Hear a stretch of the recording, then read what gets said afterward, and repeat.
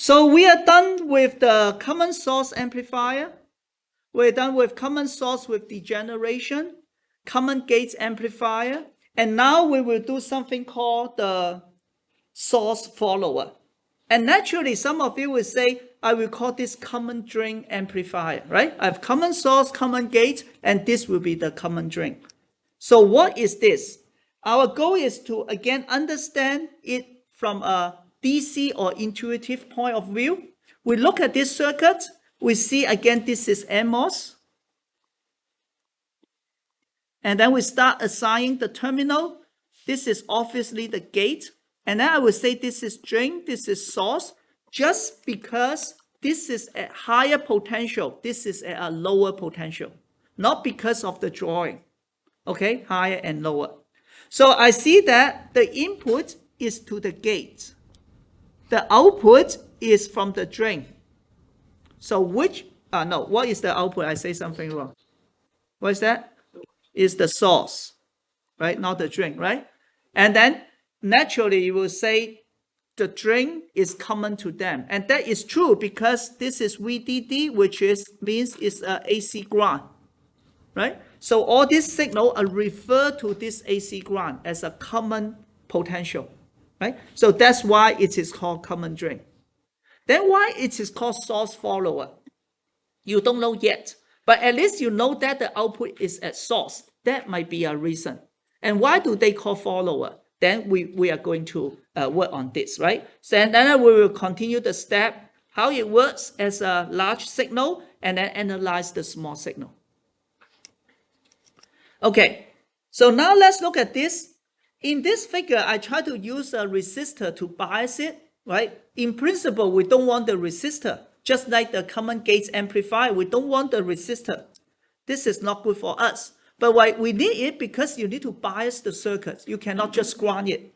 Same here. If I remove the resistor, then the output will be always at ground. That doesn't work, right? So that's why we need to bias it. But here I replace it with an ideal current source. What is the output impedance of an ideal current source?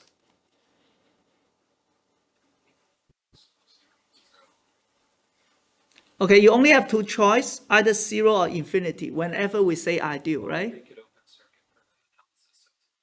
Okay, good. That's a good way to think. He said make it open circuit, right? So it is infinity, ideal current source. Okay, just think about this a little bit more, then you can get the result right. Okay, so now we want to have an intuitive picture. So let's start with this. What happened when V increase by delta V? Then it means Vg increased by delta V, right? Or what? Not just try, because this is that terminal, right? So okay, yes. So for Vg does increase by delta V because they're just connected together. Okay, there's no physics here. I just changed the name from V into Vg because they are the same. Now the question is what happened to Vs, because Vs is the output, right? It's difficult to see from here. I have no idea. But then we look at the current. What is the current? What is ID in this case? Biasing current. What is the biasing current? What determines the biasing current in this case? The current source, right? This is constant, right? Because this is I0, and this is ID, and this is I0. We force it, right? We assume we can do it. So it has a constant current source. But what is ID? W on L mu C ox divided by 2 VGS minus VT squared, right? And you say this is constant. So if G increased by delta V, and you say the result is still constant, how can we make this constant? By changing Vs, right? Or in other words, we say VGS which is Vg minus Vs, must be constant. Okay, so maybe I can say Vg minus Vs, I call it delta V. That's not the delta V I'm talking about here. I can call it, let's say, call it X, just call it X. And so it means Vs equals to Vg minus X, which is a constant, right? So it means Vs will increase by delta V also, because the distance between the gate and the source needs to be the same, constant, right? And this is why it is called a source follower, right? Just I want to like to use an example like usually the younger sibling always follow you when you walk, and you stop, he stop, right? You walk, he walk. You always keep the same distance, right? So he is a follower. So it is like this. This can be the time, and this is the voltage. You might have a signal like this, and this is Vg, which is the input. And what is the output? It's going to be something like this. This is Vs, which is V out. It always follow you by a distance of X, right? So this one is not just used in the analog circuit. In digital circuit, they use a lot because sometimes you may have dual power supply to interface two systems. One may be 3 volt, one may be 1.8 volt. And they use this source follower to convert the signal from higher voltage to lower voltage. Because if it is ideal, you can convert it by a constant distance. Yeah, question? Yeah, so now he said, well, it depends on the frequency. It will eventually, because now this is ideal case, then it doesn't depend. But later we will try to find out what is the small signal gain. And then you will see that always have a pole, and then the gain will change. So it won't follow 100%. You will start seeing that it will be 0.98, it becomes worse 0.9, 0.8. Yeah. Okay, but that is the idea, right? So this is very important. But now let me ask you one more question. Then what is the AC gain of this circuit if it is ideal? 1. 1, why? Because it follows. It follows. Yeah. Because delta Vg, I mean, what is the definition of the gain? I'm talking about AC. It is the delta V out divided by delta V in. It's not about your value, right? Just like the sibling case, I go forward by 1 step, and then my younger sibling go forward by 1 step, right? So the gain is 1. It doesn't matter originally how far we are separated from each other or my location in this building. It's only the delta rate change of the delta, right? So this ideally needs to be 1.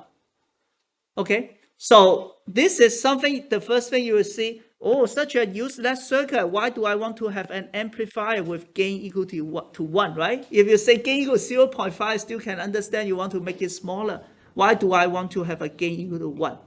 And you will see later, right? So let's go to something more systematic, right? We always need to prove what we are saying first so that we can use it in the future application. So how do we deal with this? The first thing we need to do is to draw the small signal. Again, I want to be very careful. I say this is string, this is gate, this is source, right? Then I just enclose it. Then I will start drawing my small signal model, right?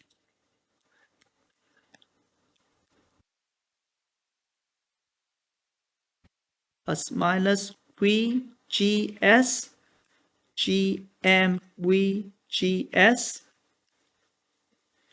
R0, and this is drain, this is gate, this is source. Is that okay? Just copy from cheat sheet. Then I start connect them. I know this is gate is connected to V in based on the circuit. How about the drain? VDD, what is that? AC ground. Okay. Then the source, I need to connect it to, what is,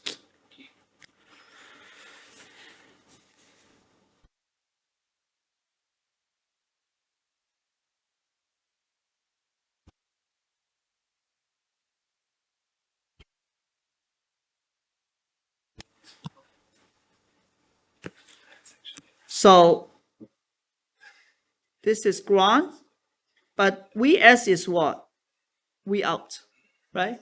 So I'm done with the circuit, right? So I want to find the gain, which is AV equals to V out divided by V in. Okay, so I will start this, but it's very natural. I will try to do KCL and KVL, right? And I will start with KCL because I see I have a current going from here. No, here, sorry.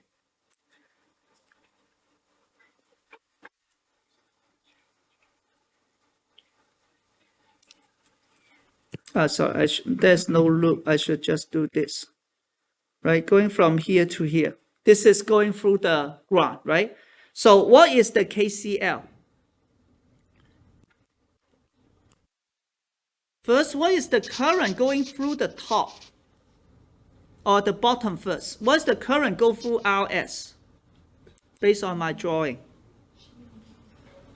Go through the, just use Ohm's law for RS. What is the current going through RS? Ohm's law. No, I'm talking about RS. It's not GMVGS, right? For KCL, it is what? GMVGS plus R current through R0, right? My drawing is very bad, but do you see this? But Ohm's law, what is the current going through the RS? Thank you. V0 minus 0 divided by RS, right? And then what you said, GM VGS plus what? What's the current through R0? By Ohm's law.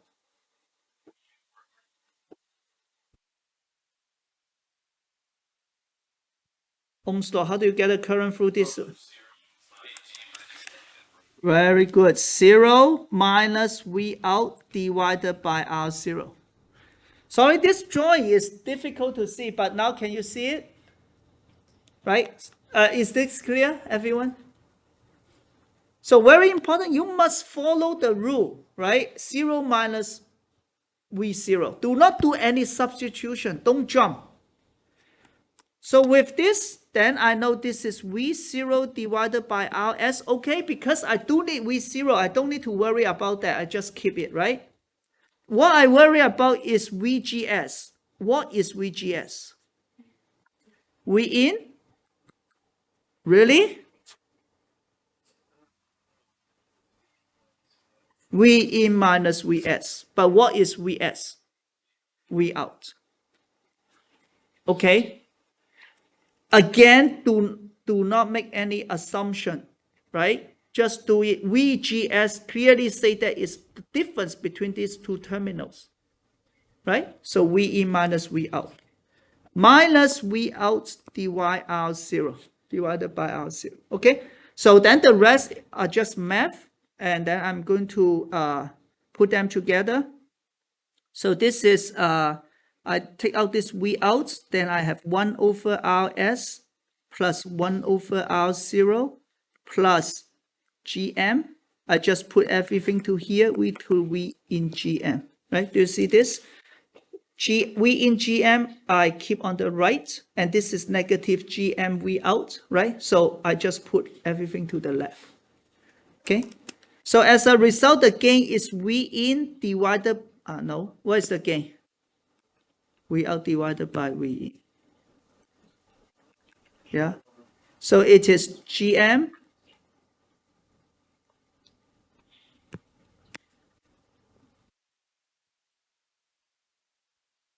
divided by 1 over Rs plus 1 over R0 plus GM.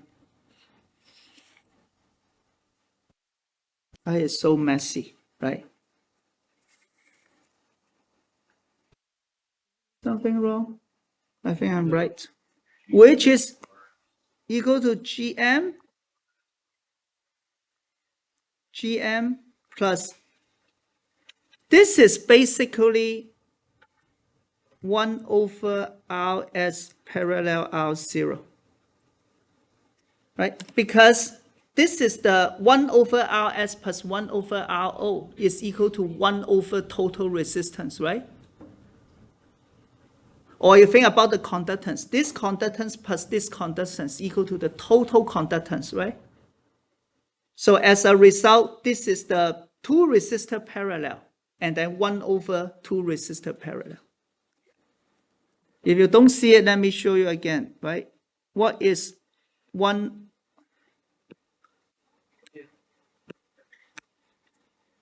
Rs parallel R0 equals to 1 over Rs plus 1 over R0, 1 over it, right? That's how you find the parallel resistance, remember?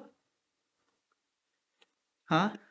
Parallel resistance is 1 over A plus 1 over B, and then you take the inverse. That is the parallel resistance, right? So this one plus this one equal to 1 over this one. Why do I want to? Because it looks easier. Because now it becomes GM times Rs parallel R0 divided by 1 plus GM times Rs parallel R0. Okay? You may not think that this is easier, but now the question is, if GM Rs parallel R0 is much larger than 1, if GM Rs parallel R0 is much larger than 1, what is the gain? The gain is 1. And that's why it is the so-called source follower.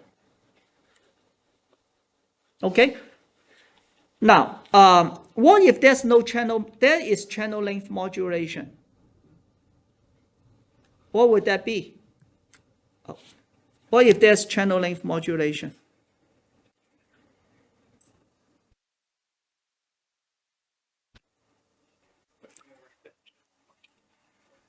I mean, without, sorry, I keep saying that.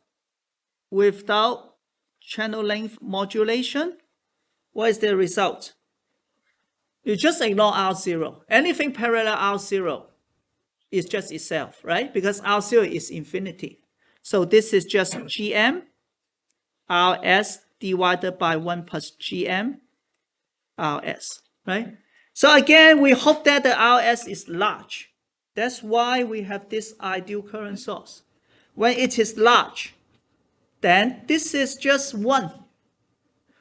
Big number divided by 1 plus a big number is just equal to 1. Okay? So this confirms our understanding. Source follower does have a gain equals to 1, but that is AC gain. Is this okay? Any questions? Yeah.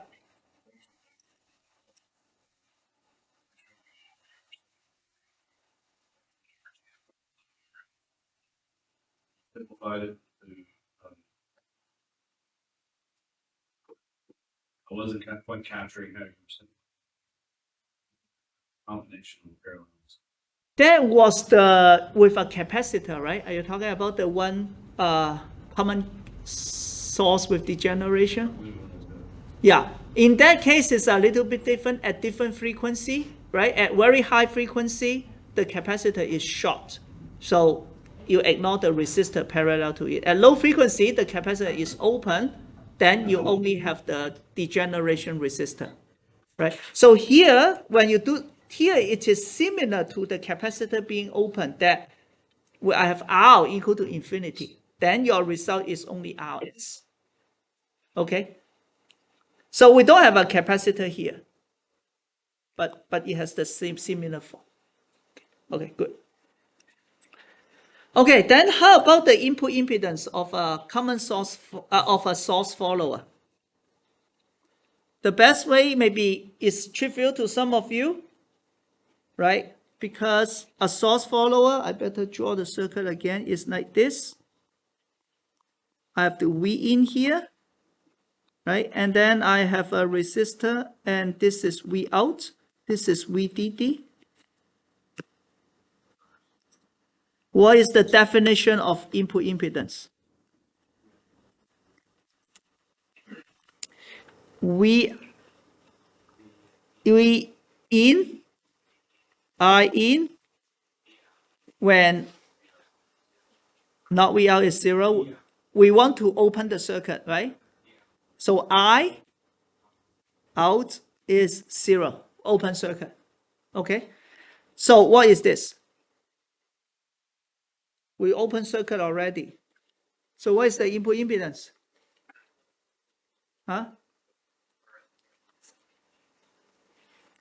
Become an electron here again. Go in. What do you see? Infinity, right? Again, it's infinity. I put whatever delta V here, I always get 0 current, right? So this is infinity, right?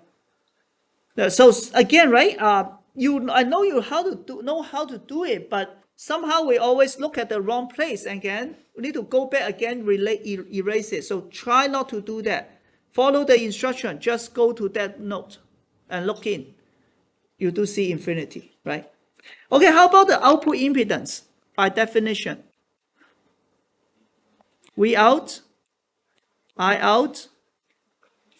When V in, here is 0. Very good, right? So that's why we grant the input. And now our goal is to find out what is the output impedance. Now remember, where's the output impedance? We're talking about this part. I'm an electron. I have to walk in and try to check what impedance I have to in order to go to ground. Right? So what do you see? I want to go to ground. What do you see based on this circuit? Although you take out the R0, you can just imagine R0 is not there. It combined with the transistor, right? But take it out there is also fine. So what are the paths that can bring you to ground?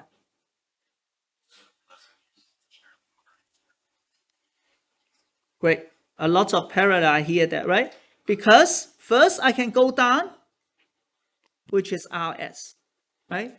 And then some of you say that also R0, I go up, right? And this is more like, this is a source of the transistor. You look into the source. What you see is 1/GM parallel R0.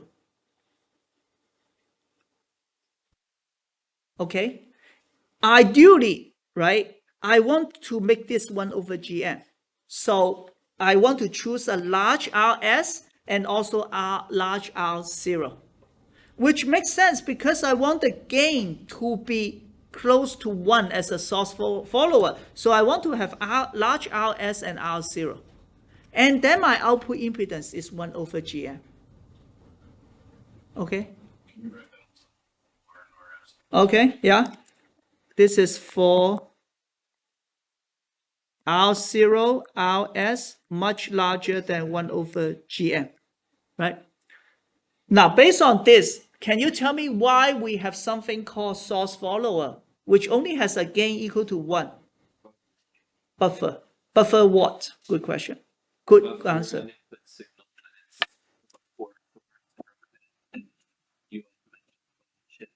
Okay. Level shifting is one thing, but that's more for DC operation. But yes, it's a buffer, right? Now, as we said earlier, your common source has a large or small output impedance. What's the impedance of the output impedance of a common source? What is that? It's large. What is the common source output impedance? Do you remember?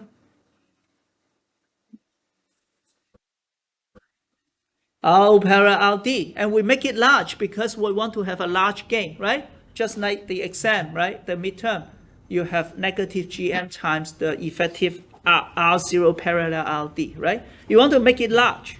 But when it is large, it's not a good voltage source.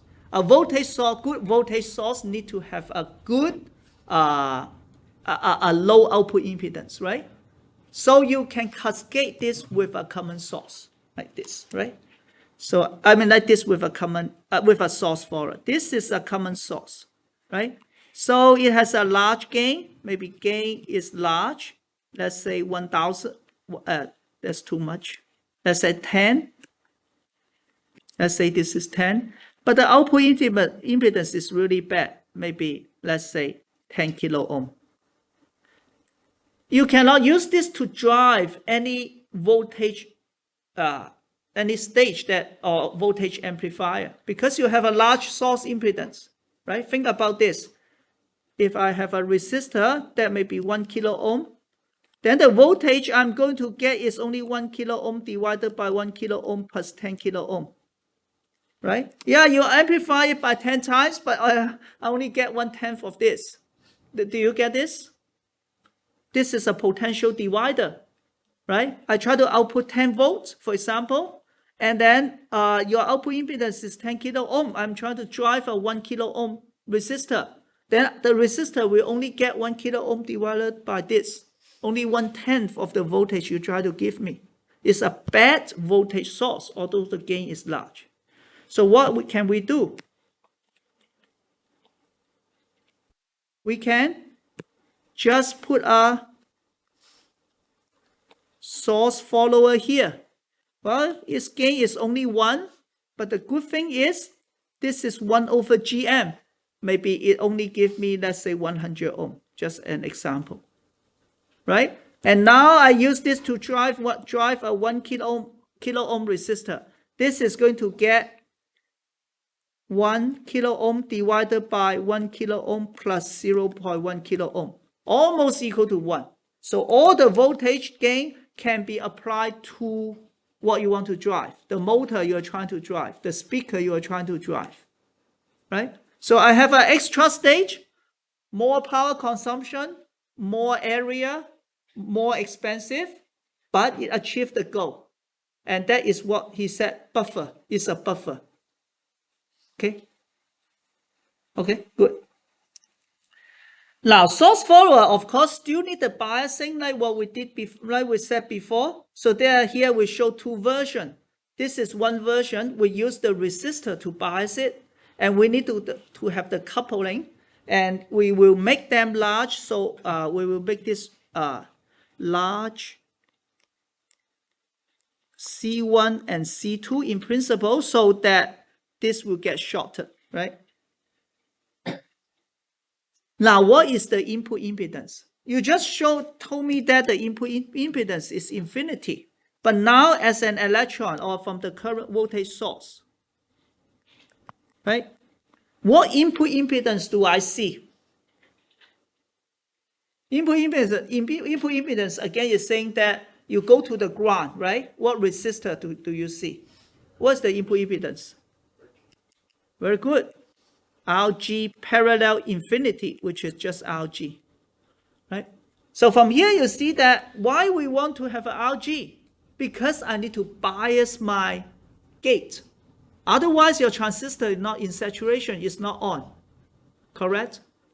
So I want to make my RG large, okay? So that I have large input impedance. But when it is large, what is the problem? I just keep making it very large. Why don't I do that? Then it looks like I have infinite input impedance. There are many possible reasons.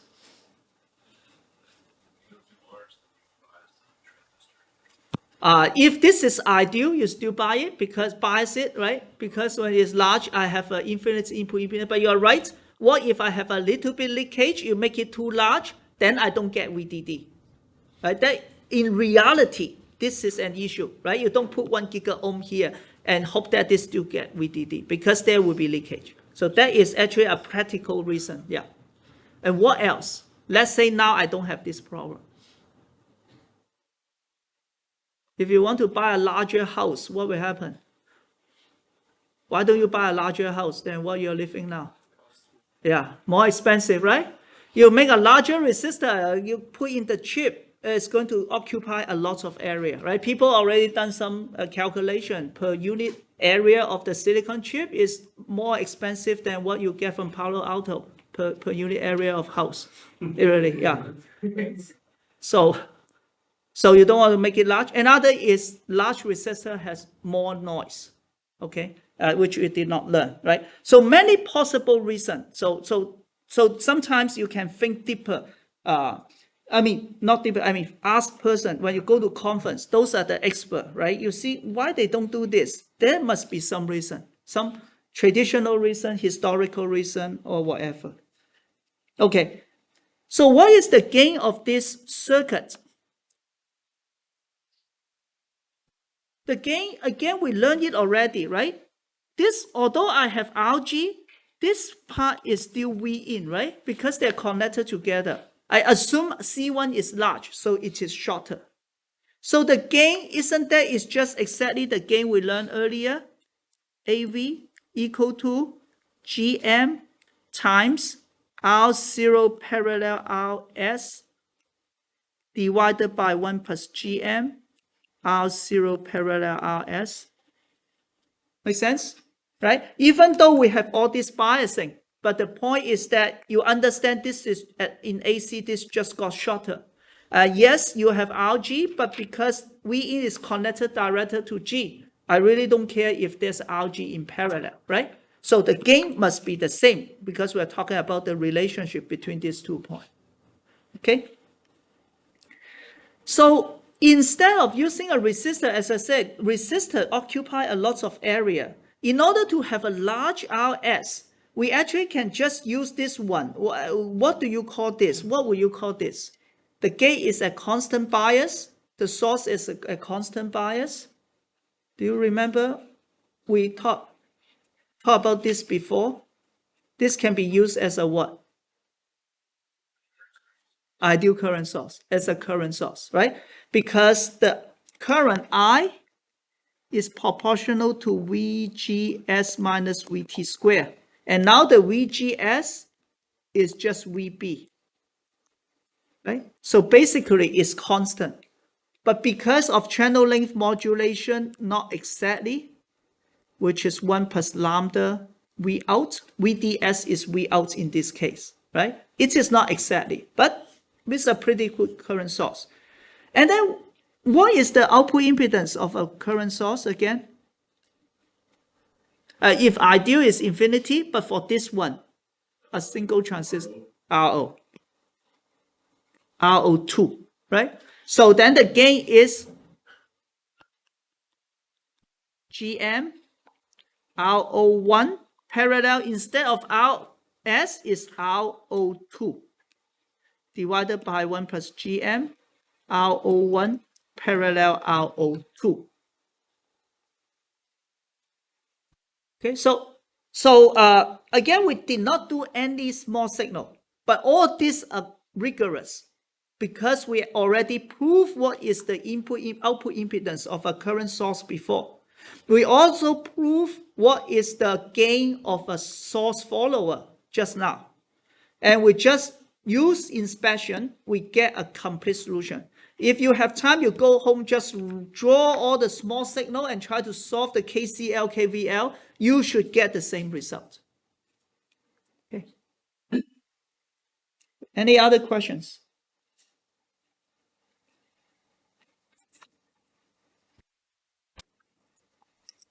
Okay, so we are